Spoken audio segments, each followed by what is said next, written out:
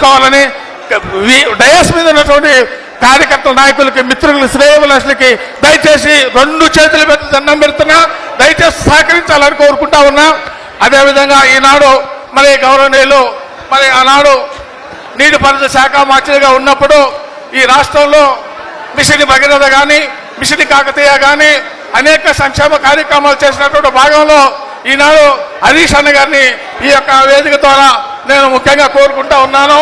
మరి ఈ యొక్క నియోజకవర్గంలో ముఖ్యంగా చిన్న సన్నకారు రైతులు ఉన్నారు సార్. ఈ యొక్క చిన్న సన్నకారు రైతులు ఉన్నటువంటి సాగుదలలో ఇవాళ సీతారామ ప్రాజెక్టు కూడా మనం ఉన్నప్పుడు ఎంతో స్పీడ్గా పని జరిగింది. ఈనాడు తట్టిన మట్టి కూడా తీసే పరిస్థితి లేకుండా పోయింది. అదే సందర్భంగా ఈ యొక్క అసలాపురం నియోజకవర్గంలో మరి గుండెకాయ లాంటి పెద్దవాగు ప్రాజెక్టు గత 2.5 సంవత్సరాల కిందట తెగిపోయి ఇవాళ దాన్ని కాంగ్రెస్ ప్రభుత్వం పట్టించుకోవటం లేదు.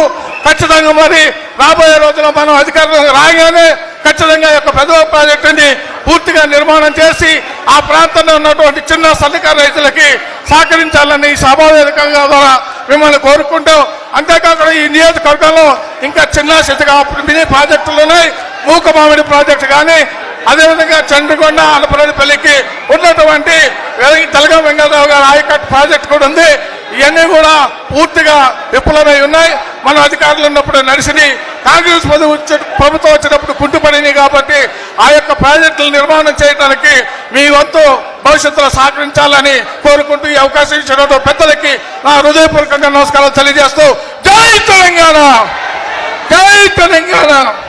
హరీష్ అన్నయ్య నాయకత్వం. 2 చేతులు ఉన్నాయా? 2 చేతులు ఉన్నాయా?